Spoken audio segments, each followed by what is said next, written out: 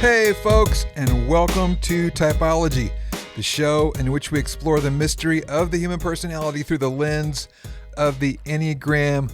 My name is Anthony Skinner. I'm the producer of the show, and we're certainly happy to have you here. We got a great part 2 of our 2-part series with our guest, but before I get to the guest, I want to remind you about Ian's new course, True You, a deeper exploration of your Enneagram type. Registration for this amazing course opens Monday, October 12th. It's a collection of 9 separate courses, one for each Enneagram type, where Ian goes deep into Enneagram topics that will help you understand yourself more, love those around you better, and become a healthier human being. You'll gain a deeper understanding of your personality, how it influences your life, and learn practical ways to use the Enneagram for powerful personal growth. So go visit typologyinstitute.com and join the wait list to hear more about the course when it launches on Monday, October 12th. That's typologyinstitute.com. Okay, today's guest. This is a super big treat. Andy Stanley. Andy is second to none as a communicator. He is a best-selling author. His brand new book is Better Decisions, Fewer Regrets, which is what we'll be talking about today, by the way. He hosts the Leadership Podcast, which is amazing. Be sure you check that out. And he is the senior pastor of the Atlanta-based North Point Community Church, a non-denominational church. And today, we're flipping the script on you once again in part 2 of our 2-part series. And Andy is actually going to be interviewing Ian, and we're going to be talking about decision making, but we're going to be talking about it from the standpoint of decisions other people make and how that impacts our lives. Got it? So this is going to be a lot of fun. Andy is going to interview Ian. That's it for me, Anthony Skinner. And now, here is the guest host of our show, Andy Stanley.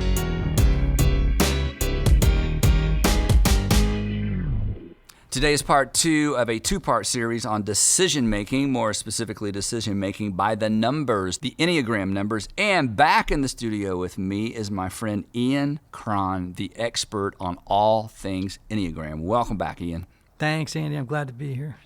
As most of you know, Ian is a best-selling author, Enneagram teacher, psychotherapist, songwriter, Episcopal priest. His most recent book is The Road Back to You, an Enneagram Journey to Self-Discovery, which as I mentioned last month, Ian, I have read the book twice, and it has become a go-to resource for me as it relates to staff management and understanding my own family, and as we talked about last month, understanding myself, especially as it relates, as we're going to see, to decision making. So again, I'm so excited to have you back. Now, if you did not hear part 1 of this conversation, I highly recommend that you pause and maybe go back and listen to the first episode, because we are going to build on that conversation. Or of course, if you prefer, you can go back and listen to part 1 later. So Ian, let's catch our audience up on the topic of the Enneagram and decision making and why this is so important to understand. Right. So the last time we were together, we discussed how each of the 9 Enneagram personality types approaches making decisions. Yep. And it's been a fascinating exercise for me. You know, the Enneagram is an ancient personality typing system. Teaches there are 9 basic personality styles in the world. And one of the things it teaches you is that everybody sees the world through a different lens. And I tell leaders all the time, one of the most egregious mistakes they can make is to presume that their way of seeing the world is normal. Because if you believe that, that means when you meet people who see the world differently than you do, you will judge them, right? As either abnormal or incompetent, right? Yeah, and I remember last time we were together, I think your statement was there are 9 normals. That's right. And I've remembered that. That's because right. it's difficult not to assume that my normal is the normal. Go That's ahead. right. I interrupted. No problem. So I think our topic today is really going to be fun, and I've loved thinking about it and getting ready for it. Well, today we're going to continue on the theme of decision making, but this time around we're going to talk about how other people's decisions impact us, or not so much impact us, how we process decisions that are made that impact us as it relates to our Enneagram number. And as fascinating as last month's podcast conversation was, this one is really interesting because we all know we have a pattern when it comes to responding to other people, but specifically responding to decisions other people make that impact us. And where I think today's conversation is going to be so helpful is not simply understanding how we respond, but being reminded, as you just said, that our decisions that impact other people impact them potentially 9 different ways. So let's jump in. Yeah, okay, well, let's have at it. Just by way of framing this, whenever we talk about different Enneagram types or personalities, we're talking about probabilities, right? I can't predict with complete certainty how an Enneagram type will respond when others make decisions that affect them. But based on my experience, I think I can tell you how I think, how they probably will respond. But people surprise us all the time, right? So there's a disclaimer to get us going for clarity's sake. So type 1, the improvers, right? I think in general, improvers will support a decision that affects them if certain criteria are met. Okay? 3 of them. I'd say 1 is they trust the person making the decision has integrity. The second one would be that the rationale and the process behind the decision is clearly explained. And then thirdly, if they believe the decision is the ethical and responsible thing to do and it's for the greater good. And I think those are the criteria that will inspire a 1 to comply or be okay with a decision someone else has made that affects them. As a 1, I would wholeheartedly agree with that. I do not, even as a leader, I don't feel compelled to make all the decisions. But that is how I process a decision that in some way informs something I have to do. If I have to publicly acknowledge or support a decision, if there's anything slightly unethical, that is such a red flag for me. Not because I always do everything, not because I'm perfect, but in terms of agreeing to somebody else's decision, the ethics, the ethical part or the ethical component of a decision or the ethical ramifications of a decision are a huge deal for me. So that's... Yeah, most ones will protest a decision that affects them if they discover the person making it bent or broke the rules to do it, if established procedures and protocols weren't followed about the decision being made, or if they perceive the decision is unfair and was made for the sake of expediency. You want to talk about type 2s? Yeah, let's talk about those helpers. Warm, caring, supportive, generous. They're going to support decisions that genuinely help or meet the needs of others, even if backing it requires the helper to make personal sacrifices. A helper is going to struggle to go along with a decision if it was made without taking their feelings and the feelings of others into consideration, or if it threatens relationships between people. So the 1 is fine if it's the right thing to do. The 2 is fine as long as we take into consideration not simply that it's the right thing to do, but how is this going to make other people feel? Not just how it's going to affect them. It's have we taken into consideration how they're going to feel about Yes, exactly. Because as a 1, that's not my primary go-to. No. So this is helpful. Yeah. Again, just learning difference and having appreciation for difference. Because one of the things you need in the room when you're making a decision is a 2 that can say, hey, Andy, I understand your decision. Now, how are we going to bake into our calculations how people will feel about it? Which has a lot to do with how we communicate the decision. Yes, and by the way, no one is better at getting other people to buy into a decision than a 2. Because they're so interpersonal, they're so socially adept and persuasive, and their enthusiasm's contagious. So if you win the 2s over, you've just created a raving fan about a decision that once they move into the organization as a fan of the decision, that's a win for a leader. They're a walking advertisement for the wisdom of the decision. Wow. So again, not to stay on this for too long, but as a 1, I'm learning as we have this discussion. So it would be important for me, even if I'm genuinely concerned about how a decision impacts someone else, it would be important for me to make sure the twos understand that I've thought that through, that I've taken that into consideration, that I listen to the feedback they may have about how it impacts people that I may have missed, and at least acknowledge we've taken that into consideration. Yes. That's for a two, that's probably all they need to get on board with the right decision, to know that people have at least taken that into consideration, I would guess. Yes, and it would be very wise for you with twos, as the decision is implemented and goes forward, that you, at every opportunity, express appreciation to them for supporting the decision and getting out there and representing the decision in a positive light. Wow. So threes, how do threes respond to decisions that impact them? Yeah, well, so unlike improvers, right? Threes, the performers, are more guided by practical considerations than by ideals. Say that again. So the threes, they're the performers. They're the most popular. I wouldn't say they're the most popular. Well, I'm sorry. They like to be. I understood threes love to be the most popular. They like to be the most successful. Okay, the most successful. Okay. Yeah. In fact, if you asked a three, would you rather be liked or respected? They'll say respected if they're really? being honest. Oh, yeah. I thought it was the opposite with a three. No, they want to be admired, okay? But they want to be perceived as successful and avoid failure at all costs, okay? So they're going to be guided by practical considerations more, they're going to be more concerned about those than by ideals. You're going to be more concerned about ideals, okay?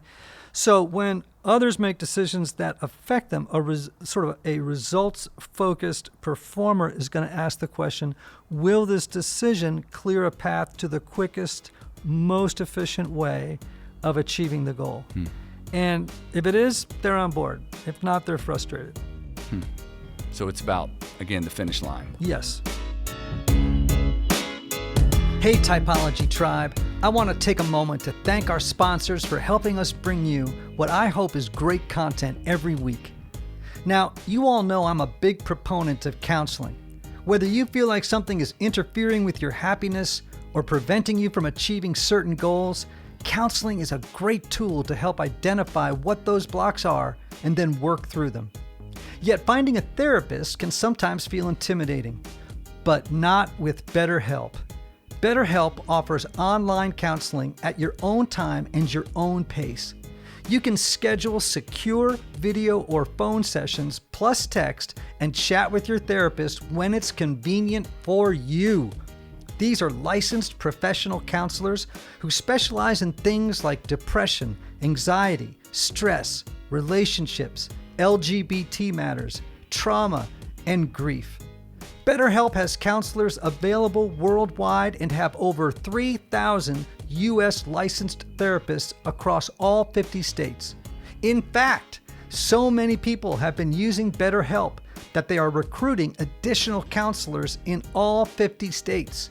And get this, if you're not satisfied with your counselor for any reason, you can request a new one at any time at no additional cost. Best of all, it's a truly affordable option. I want you to start living a happier life today. As a listener, you'll get 10% off your first month by visiting betterhelp.com/typologypodcast. Join over 1 million people taking charge of their mental health. Again, that's BetterHelp, HELP.com/typologypodcast. TYPOLOGYPODCAST.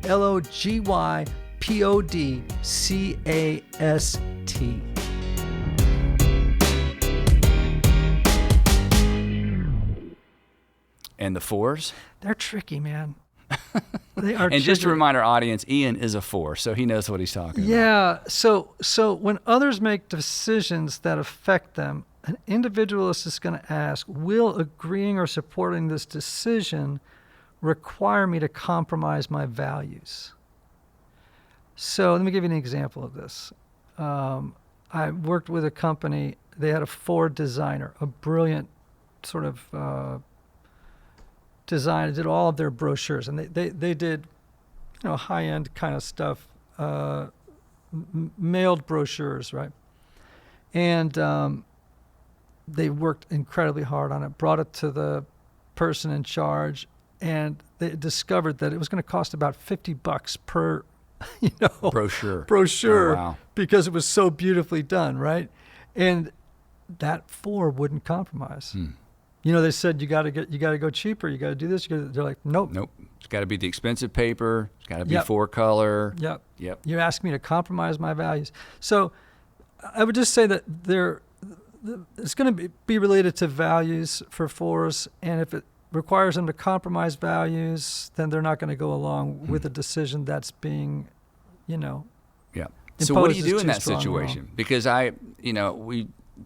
we love graphic designers, we love the artists, and again, it's very personal. It's an expression of their soul, and now we want to shorten it, and can we cut the verse, and we don't really like that word, and it can't be that big, and we don't like yellow, and all of that feels that's so heavy to them.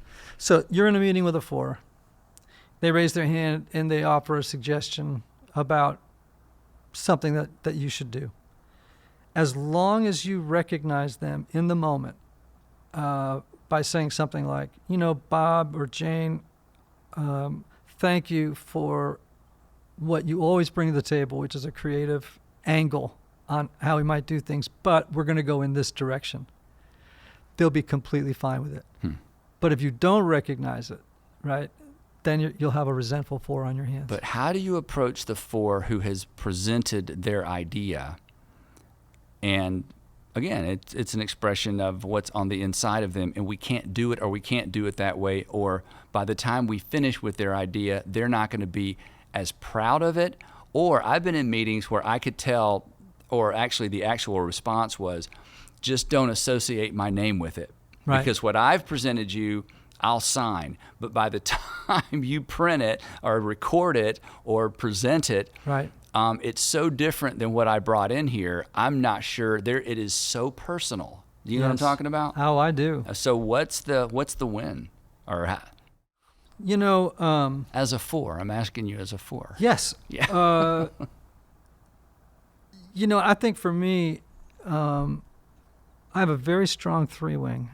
So I like to get a job done, and I'm willing to compromise. I'm almost 60 years old. I've learned, as a younger man, I wouldn't compromise. When I was a songwriter, I would not compromise. Right. Now I've learned that, to be more of a critical thinker, not just a feeler, realizing that at times to get things done and out the door, you got to make compromises. Yep. But with a young 4, it's very hard. And this goes back to something we talked about last month. Again, if you did not listen to last month's podcast, please go back and listen. We talked about self-awareness. Yes. That the common denominator of some of the most successful people in the world, successful leaders, is not their Enneagram number, it's self-awareness. Right. And so what you just described is self-awareness that comes with time and with age and with experience. And you just don't die on every hill over every verse and color and size and how thick the paper is. Right. So, yeah. Yeah, and just guess what? Live with your disappointment. Yeah. That's just how it goes, welcome man. to life, right? Yeah, welcome to life, I mean, as a leader, sometimes you have to make hard decisions. They disappoint people. You do your best to support them in the disappointment. But if they don't receive it, that's on them. Yep. Quick story. We can cut this if you don't like the story. Quick story. You may not know this about me. I wrote a lot of music too when I was younger, and a friend of mine, Donna Douglas, and I wrote a couple of musicals, youth musicals for churches for students when I was much younger. And I was invited to a church to see them perform this musical that I wrote with Donna. And there were some drama pieces and acting and a set, and it was horrible. Not the musical, the performance of the musical.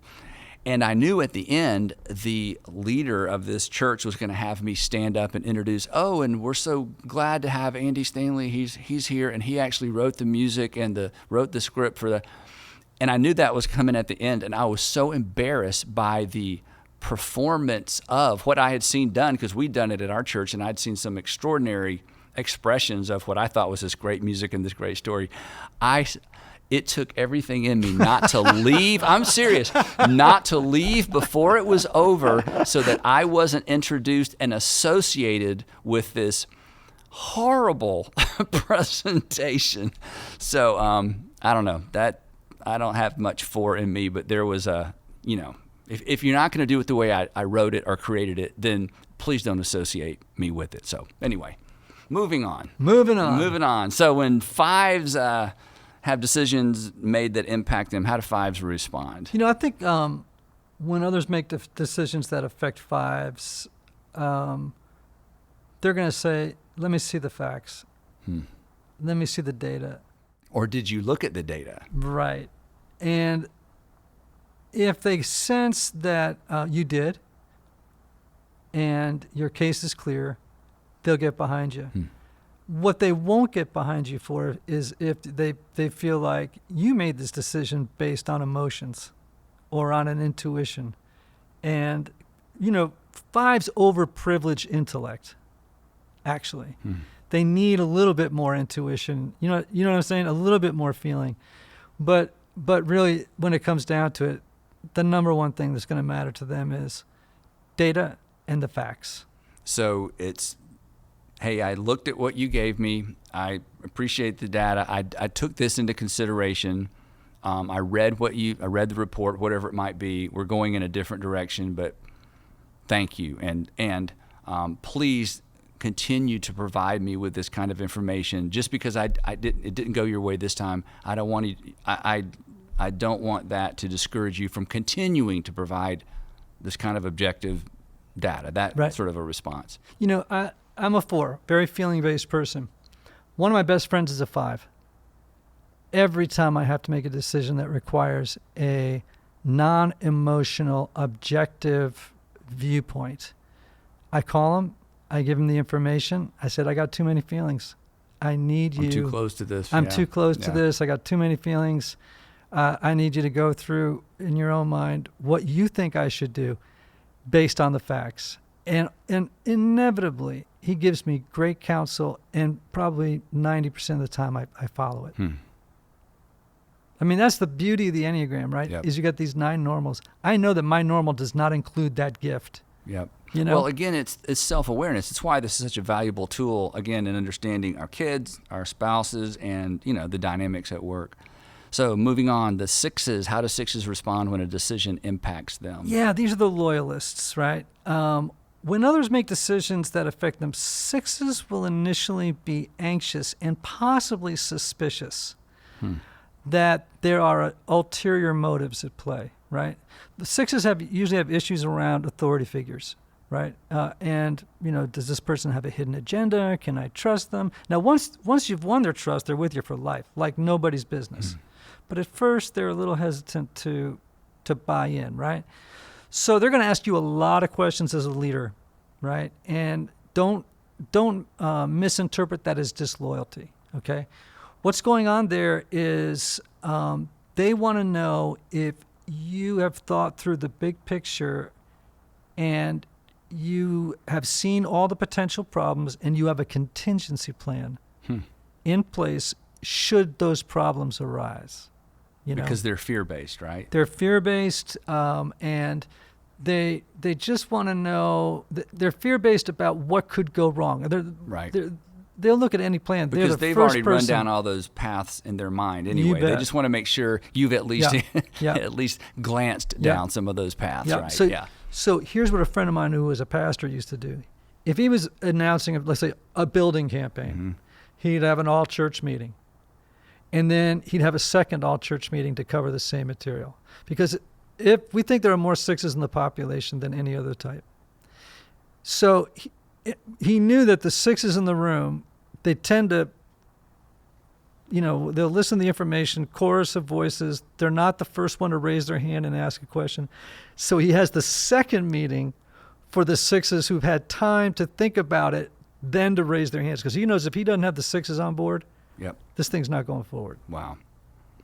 Now, another application of that, I've never associated that with Enneagram numbers, but I've learned through the years one of the best ways to end a phone call is to say to someone, hey, if you think of something later on that you wish you had asked me, or if you think of something later on that you forgot to say, you've got my cell number, text me, call me, because that happens. People are Yes. like, oh, they either didn't have the nerve to say it, they felt like I was rushed, or they didn't think of, as soon as they get off, we've all done that. You get off the phone, you think, oh, I should have asked. So I always try to end those, especially a conversation that's a difficult conversation, Right. to say, if you think of something later, just call me. And the 6, I guess, is the one that most likely going to call me back Music to or the ears, text. because they're going to need to think. Yeah, right. So here's the deal with 6s. They tend to self-question. Okay? So they're going to be going over the information they heard in their head. They need a lot of time to sort of process it. And they're going to ask you those questions. And what you want to do is answer all of them. Because if you don't, and you end the conversation by going, oh, you're such a pessimist, they're going to say, no, I'm not. I'm a realist. Yeah.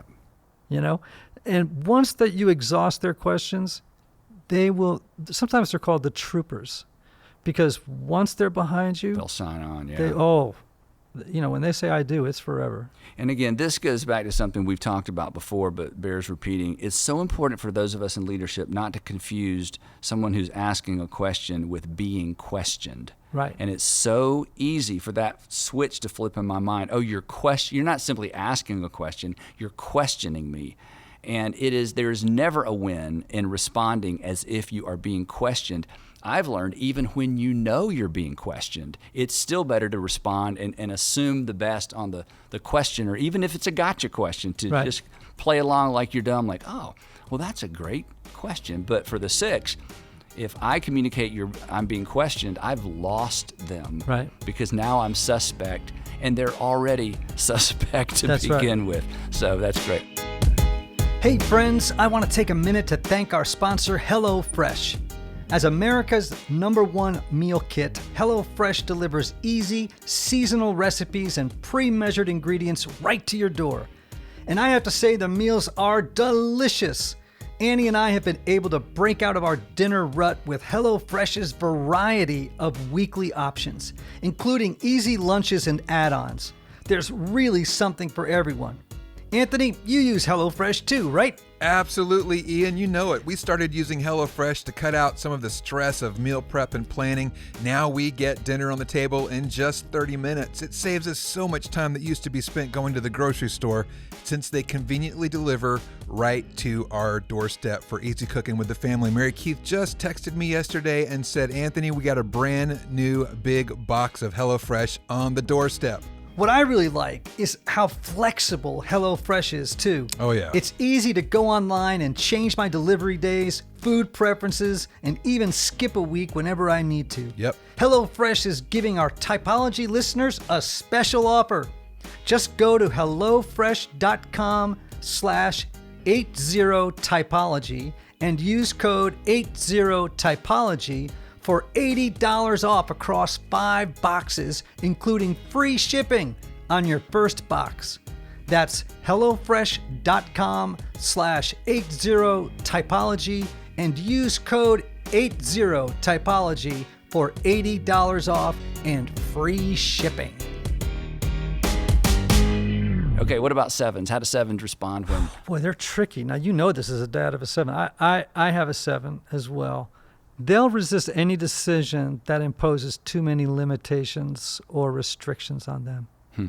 Any decision that closes down options, escape plans, they're going to ask themselves, does the decision leave me any wiggle room, to take my own course, This is how my 7 growing up responded constantly. Do I have to? Yes. Do I have to? Do I have to? And finally, we laugh about this. He's in his 27 now, or 26. And so I finally shut it down when he was old enough to understand this response. I said, Garrett, you don't have to, but you need to understand, now that you're this tall, no one can make you do anything for the rest of your life. They can only keep you from doing things. And prisons are for people where we keep them from doing things because you can't make an adult do anything. So no, you don't have to. And he looked at me And I don't think he ever asked me that again. Now, I'm not suggesting that this is a parenting principle. I'm just sharing a story. Yeah. But it's the 7. It's like, okay, wait, you just put me in a box. Right. So tell me the options. So it's, do I have to? So anyway. Yeah, and they're definitely not going to follow a decision that's going to cause them to experience too many distressing psychological or emotional Life feelings. is about having fun. Yeah. Yeah, they have a half range of emotions, really. Fun to ecstasy. But everything after that, like grief, sadness, it's not, when I mean negative feelings, for like a 7, stuck, boredom, those are feelings that are intolerable if they go too long, right?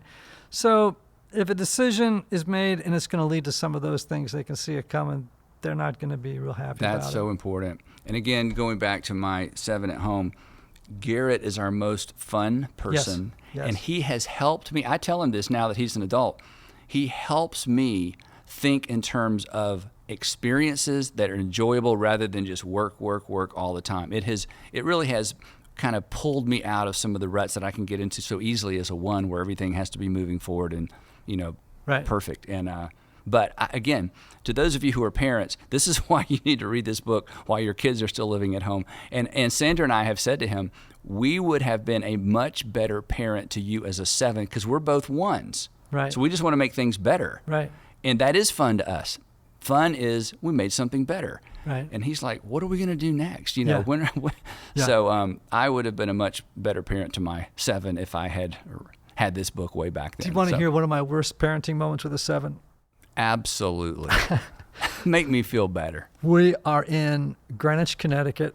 It's New Year's Eve. We lived there for a number of years, but we've been gone now for quite some time. So we have no friends, no parties, nothing to do. So I say to my 7 son, Aiden, hey, you want to go to the movies tonight? He's like, yeah, let's go to the movies, And he said, you pick one, okay? And I said, great. So what movie do you think I took him to see on New Year's Eve? Manchester by the Sea. Now, if you know anything about... Now, how old was he? I was 15. Okay. I want you to tell you, it is probably one of the most depressing films known to humankind, okay? Now, I, as a 4, am like... Oh, you felt it. Oh, yeah. It was beautifully done, well acted. I mean, everything about the ending was so authentic, right? Meanwhile, he's next to me, like needing a drip bag of antidepressants. Do you know what I'm saying? And he looks at me, he goes, I need a streamer, a balloon, anything, get me out of this theater. So that was a moment where I lacked enough self-awareness. I probably should have taken him to see, something a little bit lighter than Manchester by the Sea. Bad moment. But you were taking him to a movie. Yeah, I was saying, you a got a movie. You picked a 4 movie. You didn't pick a 7 movie. That's right. Yeah. Next time. 8s. 8s. Love them How challenges. do 8s respond? And this is important because, as I mentioned last time, my podcast producer, who is over all of our broadcasts, actually is an 8, and she's sitting here listening to us. So, yep. How is she impacted when I make a decision that impacts her? So understand something first about 8s. They hate anyone telling them what to do. So she has a mask on, so I can't see her expression, but I think she smiles. In general, they don't like it when people tell them what to do. Yep.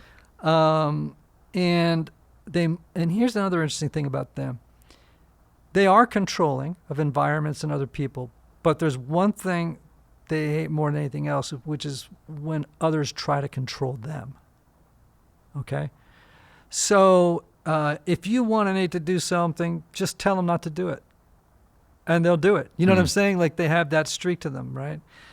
So they're going to resist or fight back when anyone tries to control them, right? So when a decision is made that they're not a part of, and they're informed, oh, this decision has been made, therefore you have to or you can't, they're going to resist. Yeah, if not, fight back, okay?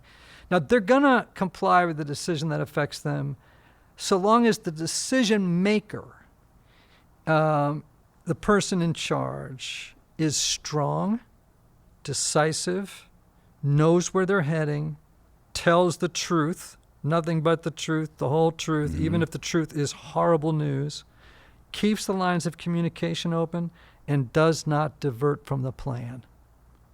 They need a strong leader. If they have that, the decision maker leader, they will follow you off a cliff. And when you say divert from the plan, okay, here's the decision, here's what you need to do. They don't necessarily like it, but if I'm going to ask them to do something they don't necessarily like, I better stick with what I've asked them to do and not start changing it along the way. Is that what you're talking about? Yeah, I'm saying that the overall plan.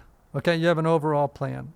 They're not going to like it if you start waffling. I got you. If you start self-doubting, if you start self-questioning, right. The 8's going to like throw their hands up in the air and go, what, you want to change the plan now? Or we should stick to the plan, right? So you're smiling right now as I say that. Is that because No, well, I work with several 8s, and that is so true. Yeah. And it is on me, and here's how I try to remember to end all of my meetings now, but I've learned this from working with 8s. Today I had a directional team meeting with 5 staff, and I try to remember to do this every time. Is there anything you need from me? This is the end of the meeting. Before we've done all the agenda. Are there any questions I need to answer for you to make sure so that you can continue doing what you're doing? Is there anything you need from me? Because I've learned with 8s, they're further down the road than I am in so many cases, but because I'm the boss, I can be an impediment to their progress. Well, their progress is my progress. Right. We're all making progress together. So if I don't answer the questions quick enough, or if I, again, in my oneness where I'm trying to make the perfect answer, or, I need more time to think about it, that is very frustrating to an 8. And I don't want the 8s to be frustrated because they're kind of the rocket ships. I mean, they're the jet fuel. They're the get things done. And momentum. So, yeah. It's all about forward momentum, right? And like 8s, I love progress as well. I want to make things better. So the difference is that an 8 will at times not take the time to think through or consider everything that could happen as a result of their action. You will think a lot longer about those types of things down the road, right? But man, nose and tackle, you want some 8s around you, babe.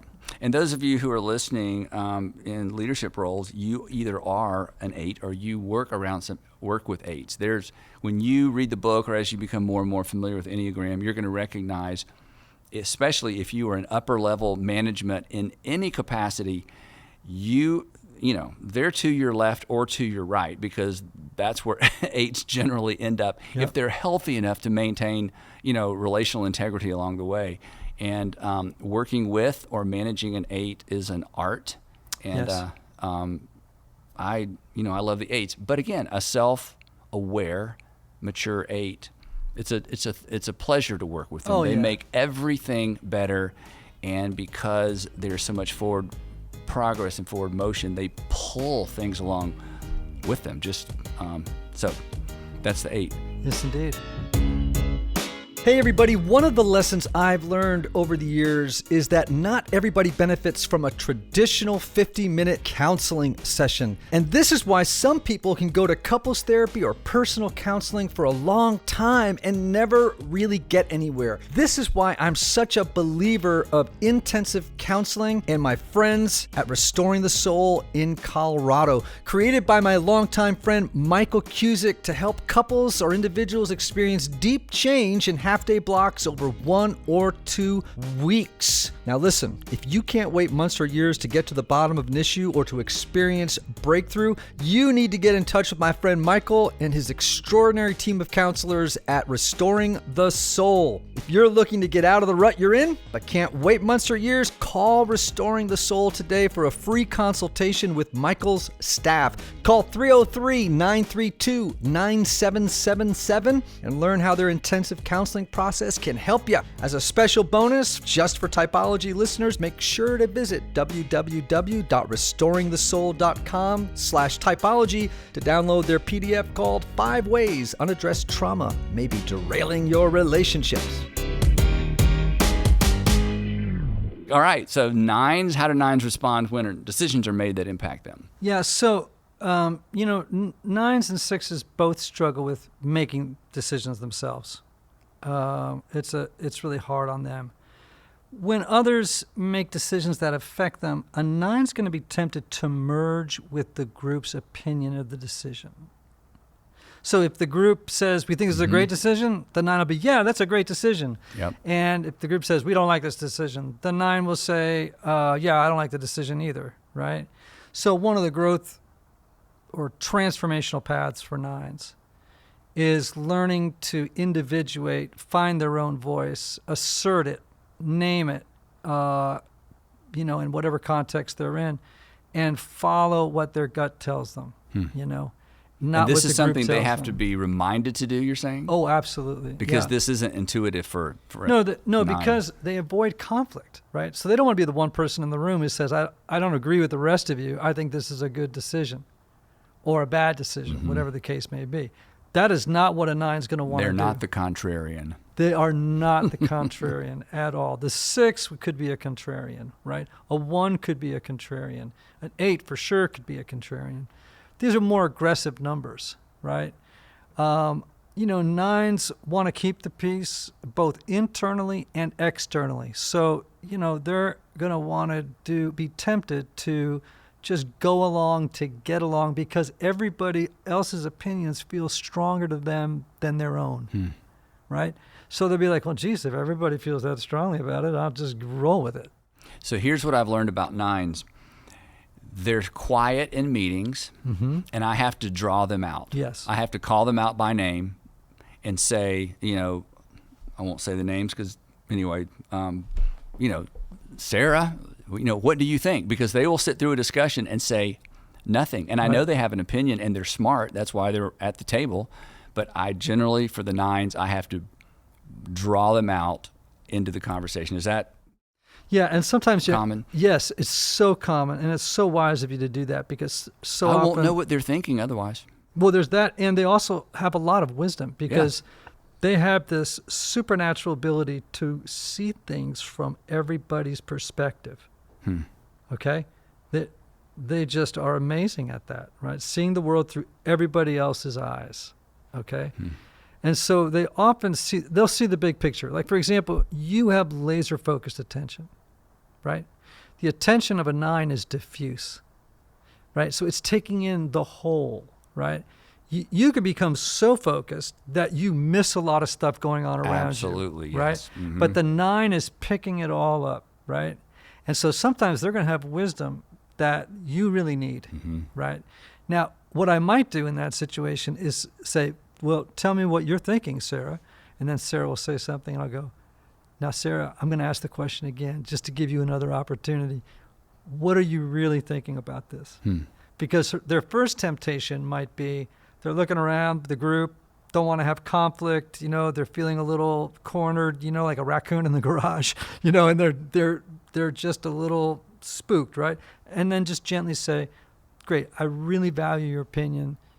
Is that all you want to say? Because I really welcome you to be full-throated about your thoughts on this topic.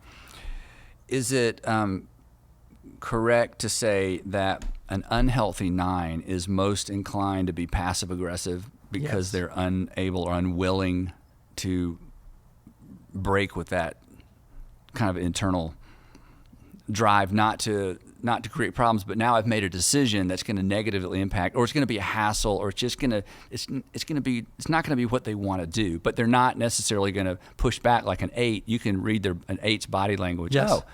You don't have to finish the sentence. It's like I sense some resistance, but the 9, again, if I don't draw it out, but then they're going to leave the room or leave the decision, and I've seen passive aggressive tendencies with 9s. Totally, yeah. So when they're not very healthy. This is another one of their crazy superpowers. They can look at you like they agree with you, and you'll be convinced they agree with you, but they will never have said it, right? But there's just something that makes you feel like they're agreeing with you when inside they're thinking, no way, Jose, right? And the way that passive aggressiveness gets expressed is through stubbornness. Just kind of, you'll be feeling like as the plan goes along, you're marching downfield, that someone's got their hand on the emergency brake and they keep pulling up on it and they're slowing down or whatever. So their anger, an 8's anger externalizes. As you know, a 1's anger goes inward at yourself, that self-critical spirit, right? Yep. For the 9, they'll go, what anger? I've never been angry in my life, right? They're unaware of their own anger. And so it comes out sideways. Oh, wow. Right? And It that's that leaks out passive aggressive. sideways. Yeah. So you want to make sure, for example, if you have made a decision, right? And you relay it to the 9, you want to get a verbal answer from them that they are with it or not. You don't want to just say, oh, they look like they agreed. Yeah, they nodded. Maybe. It's just even in the eyes. They're just kind of looking at you. And because they didn't say no, you assumed yes. With 9s all the time, I'm saying, now listen, this is the plan. I need to hear a verbal yes or no that you are or not on board. Now, my wife's a 9, and we've had this conversation before, I need a verbal. Going back to last month, we talked about the decision that we made to suspend our worship services for several months. And when we made the decision, again, there were about 12 people in the room. And I remember, now that we're having this conversation, I wanted to know what everybody thought. And I could see we had about 5 people on a Zoom call on a big screen, and then the rest were in the room. And I could sense all of this. And I remember now, I actually called on the 9 and said by name, what do you think? I knew I needed to hear a voice connect. A head nod wasn't enough because this was a big decision. Yeah. And this person was for it. But I remember intuitively, I want to make sure we're. And if you can tell them it's because, see, a 9 grows up and the message they hear is your presence and voice don't matter. They feel less important than other people, and other people's opinions just feel so much stronger to them than their own. So if you call them out and say, I really value what you have to say. In other words, your presence really matters here. Your voice matters. What do you think? And I think we're always surprised that they have wisdom that no other number has. Absolutely. If they're sitting at your leadership team table, they're there for a reason. They've accomplished something. They're a value add, and not to get 100% of the value that they add is a loss for the team and the organization. Absolutely. Wow. So again, for our podcast listeners, if you're not familiar with the Enneagram, you're thinking, oh my goodness, do I have to take a class on this? No, you just need to read Ian's book. It's fun it's not just easy to read, it is fun to read, especially as you consider your personality or your number and your kids, your family. But it is such an extraordinary tool in a corporate environment. So Ian, this has been fantastic. As we wrap up, what's our assignment? What's one step a leader can take, especially those who are just becoming familiar with the Enneagram, or they've heard their kids talk about it, and suddenly it's like, oh, there's some practical value to this. What's a next step? Okay, so a couple of things. One is I do strongly recommend my own book. I know that sounds like I'm being crazy self-marketing, but it is a great introduction to the Enneagram. Yep. Very accessible. Thanks for all your kind words about it.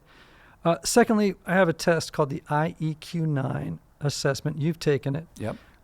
It delivers a 44-page report. It'll identify your type, tell you all about it, right? I think it's the best that there is out there. You can go to my website, ianmorgancron.com, and just hit the tab. And for Andy Stanley Podcast listeners, if they put North Point 2020 right into the code box or whatever it is, right, they'll get a 15% discount on it. Yeah, so I highly recommend this. Again, I thought I was a 5. I met Ian. He said, no, you're a 1. I said, how do you know? He said, take the test. So I took the test, and again, it just introduced me to this. Again, it's another assessment tool that is so helpful. Instead of, everybody's one of 4 things or one of 6 things, this is just a different assessment tool that is so practical and helpful. And he's being humble. The book is fantastic, and you're going to enjoy the book. And the IEQ-9 is a great. Once you take the test, you may incorporate it into your management systems as well. Now let me say all that again. And he's right. The IEQ 9 is how I discovered what number I actually was, because I just didn't believe him. I thought, no, I've got to be a 5. Right. I sort of wanted to be a 5. Yeah, we all have numbers we'd like to be. Yeah, I wanted to be that intellectual guy. So anyway, I can't recommend the book enough or the test enough. Ian, my daughter convinced me to take the IEQ 9 because, again, she was convinced I was a 5. You said I was a 1, and she thought after I took the test that she would be proved correct. And as it turned out, you were correct, but of course you were. Anyway, any closing remarks before we wrap this up? Yeah, I can't emphasize enough just how important self-awareness and self-knowledge are, right?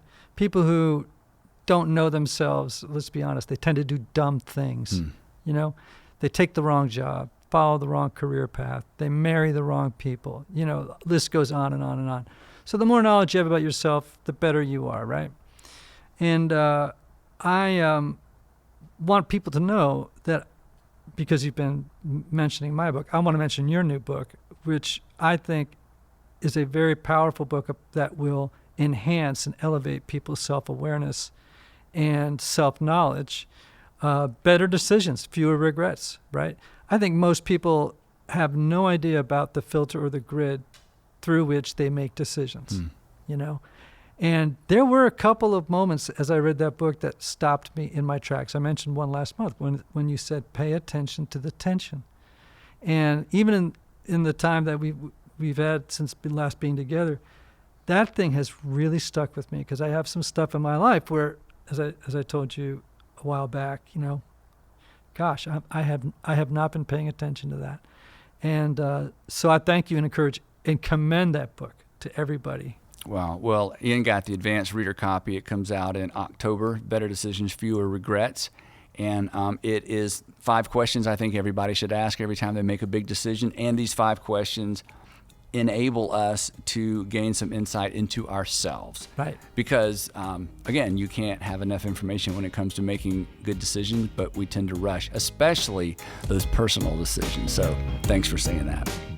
All right, that's it for part 2 of our 2-part series with Andy Stanley. Kind of fun flipping the script and having Andy interview Ian. And I hope you enjoyed this episode on how other people's decisions affect each Enneagram number. Hey, don't forget about registration for Ian's new course, True You, a deeper exploration of your Enneagram type. Registration opens October 12th. So make sure you take advantage of that. Hey, that's it for me, Anthony Skinner. Hope you have a fantastic week. See ya.